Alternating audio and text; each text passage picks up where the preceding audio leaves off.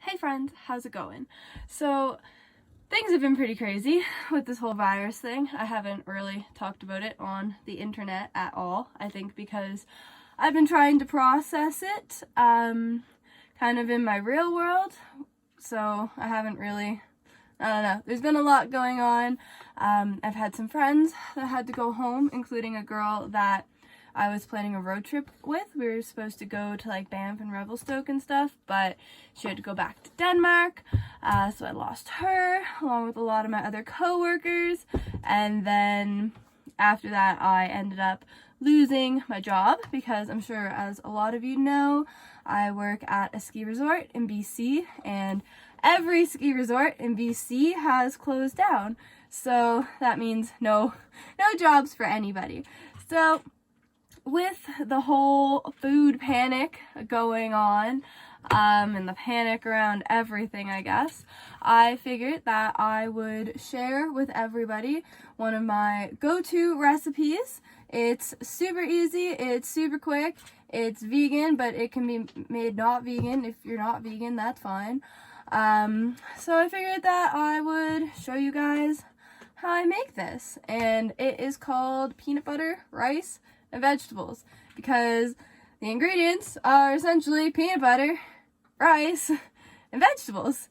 It's super cheap. You can add anything into it. It's pretty quick, so it's good if you're in quarantine and you're kind of like, oh no, like, what am I gonna make? I only have peanut butter and stuff. So it's pretty good. Yeah, let's get started. So here is some of the ingredients that we're going to be using today. So you can make this with fresh, frozen, canned vegetables. When I say anything, I mean literally anything. I'm the type of person that when I follow a recipe, I take it kind of as a guideline. It's kind of like the yellow speed limit signs. It's kind of like you should be doing this, but you don't have to. So it's very loose. Everything in this is up for debate, change, whatever. A lot of the time I use frozen vegetables, and I do have some frozen vegetables in my freezer right now, but I'm not going to be using them today because I want to use my fresh vegetables before they go off. I mean, none of them are really that close to going off, but I just kind of want to use my fresh ones before I use my frozen ones. This is the reason why I said freezer in quotation marks, because it's just a snowbank outside of my van.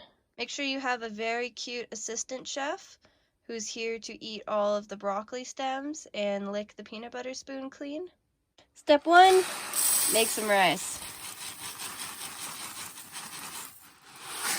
I like the rice that does not take long to cook because I only have one burner. Blankets out of your cooking area. There we go. Pet your dog. I have a Wallace diesel stove, which works pretty well. No complaints on this guy here. Okay, so while we're waiting for the rice to cook, it gives us some time to chop up the vegetables. Check on your assistant chef to make sure they're not falling asleep on the job, like this little guy who just went on a cross-country ski adventure is. Alright, minute rice, super easy. Once it starts boiling, I take it off of the thing, and since I somehow lost the lid to this pot, I'm just going to cover it with a plate. Okay, so now in order for my cast iron to fit here, I have to take the top of my stove off and lean it over there. So I'm going to pour some olive oil in here just so I don't forget. Alright, so typically I start with the vegetables that are going to take the longest to cook. So I don't really know why I'm starting with broccoli right now. I should be starting with the carrots, because then I can put the carrots into the pan so they can have a chance to cook while the rest of the things are being chopped. As you can see, some of the broccoli's starting to get a little yellow, so it's time to eat this before it goes all yellow. Oh my goodness, I'm getting broccoli everywhere. Oh my goodness. Most of the time, broccoli, I just kind of rip it apart, opposed to actually cutting it. My beautiful, beautiful broccolis. Alright, so next I'm going to do the carrots, which I should have done first. So I normally just cut off the ends of the carrots, give them to Dewey again. That's why it's important to have an assistant chef. And then I just cut them.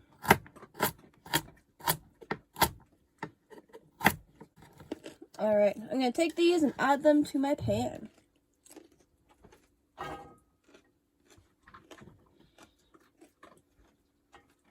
So, carrots are back in the pan. I'm going to turn my stove back on.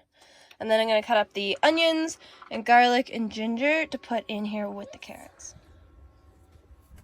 So, I'm just going to use like, I don't know, a third of this onion maybe. It's the only onion I have, so I don't want to use it all on this one recipe. I want to save some for other days. But if you're cooking for a lot of people, or, you know, not being as conservative or whatever, have more than one onion, then you can use a little more than what I'm using. Oh, what's happening? Should cut the bottom off first. Oh my goodness. Alright, so let's peel it first then. Whew, this is a good smelling onion. How did it cut? Okay. Alright. So I like my veggies, personally, in relatively big chunks, where veggies are really all I eat. So I like to kind of, you know, have some bigger chunks there, but cut these up a little bit more. Alrighty. So I'm going to take my onions, I'm going to put them in my pan. Some fresh garlic. And oh my god, this is ginger. I also have fresh garlic, but this is ginger. So I'm going to use a smaller knife to cut this up. I'm just going to kind of skin it. You can, oh. Ginger's such a weird shape that it's always like, how do I cut it?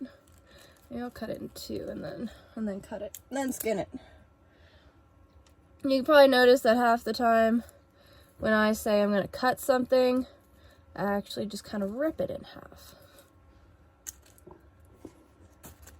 So again, with my ginger, I feel like, personally, the key to these recipes, especially like when you're using fresh ginger and ginger with peanut butter, oh my goodness, it's really good if you leave big chunks of ginger. Because, one, that way the ginger isn't going to burn. It's going to just cook nicely. We don't want burnt ginger. And then as well, every now and then you get a nice chunk of ginger. And as someone who loves ginger, I love having that little surprise chunk of ginger every now and then. So, there's the ginger. I just have it cut up into like pretty big chunks. Now we'll do the garlic. So garlic, I love garlic. I always add a ton of garlic. When a recipe calls for something stupid like 1 clove of garlic, absolutely not. I always put in a bunch. So like right now I think I'm gonna put in 4. I'm gonna put all these guys in. Oof, it's burning my eyes a little bit. Oh, it's too big of a chunk. Alright, garlic in the pan. Alright, so now that it's been cooking for a little bit, I'm just going to take it, stir it up, so everybody cooks evenly. I'm going to pour a little tiny bit of water in there just to help the carrots. I don't know, maybe I won't, because that'll just make the onions all soggy and weird. Just going to spread them out so they're all touching the pan. Okay, so now I have some fresh turmeric. Powdered works absolutely fine as well.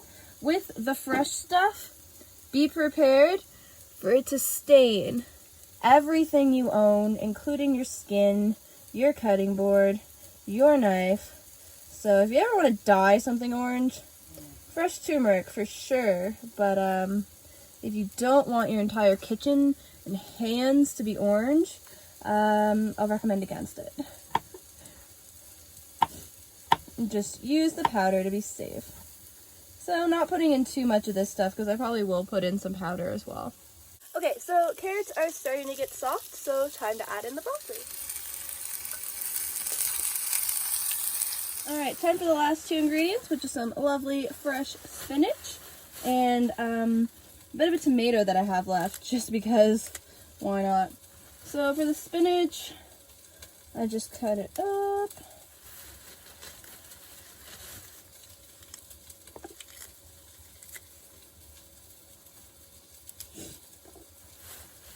So you probably noticed that I am not washing any of these vegetables. It's not that easy to wash things when you rinse vegetables when you have a van and your water is just a 4-liter jug on the floor. But with these, like where it is greens, I rinsed it previously in like the dishes room here, so that, because you know, greens are always the things that hold stuff the most. I don't really know why. They're leafy, but I gave them a little pre-rinse.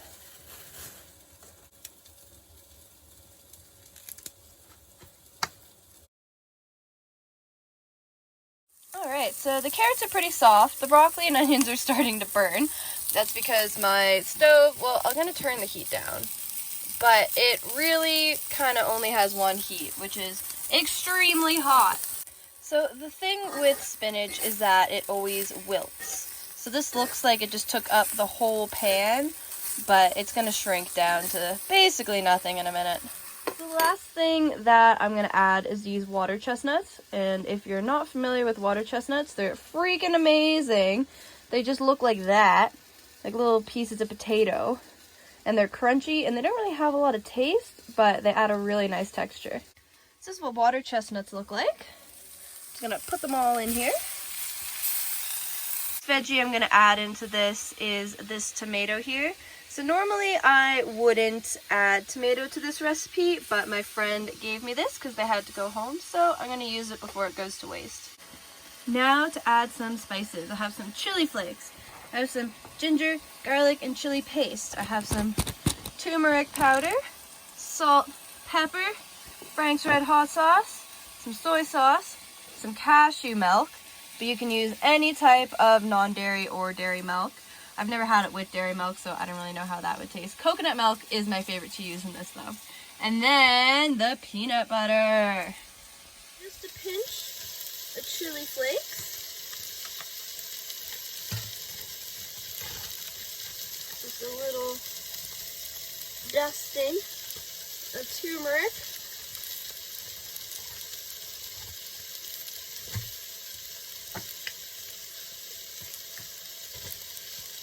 A little knife scoop of this stuff.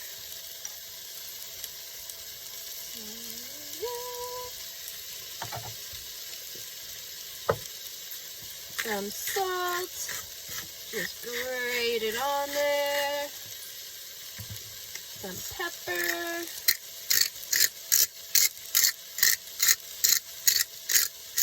Franks.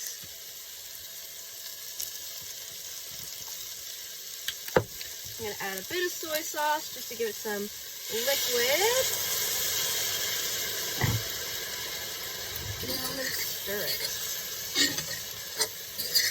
So now, I'm going to add some of this cashew milk.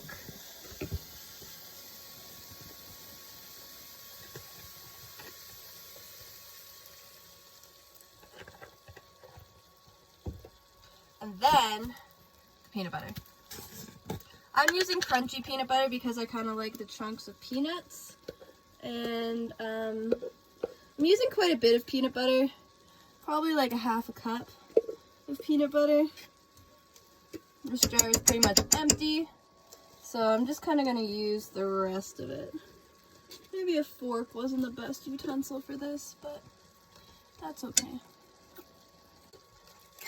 Stir it all up. Alrighty, so now while that's melting all together, I'm going to add the rice back in. And then mix it all together. So, here's a little look of what it looks like. It looks kind of gross, but it tastes really good. This is what it looks like, all plated up. I'll admit, I know it's not the most appetizing looking thing, but trust me, if you give this a try, it's actually really good. And it's a super easy thing to make when your resources, whether financially or actual cooking supplies, are limited, because you can make it with whatever kind of vegetables you want. You can add some like chicken into it if you want, but I don't know, I feel like you don't need it. It's kind of just an extra cost. So yeah, I hope you guys are staying safe out there. Maybe this recipe could bring you a bit of comfort food in your self-quarantine. Make sure that you are not touching your face, especially when you're at the grocery store, because everybody's dirty little fingers have been all over everything. Make sure when you leave the grocery store, you put some hand sanitizer on your dirty little fingers so you don't go touching everything. Yeah, well, stay safe, have a good self-quarantine, and I hope you enjoy the recipe.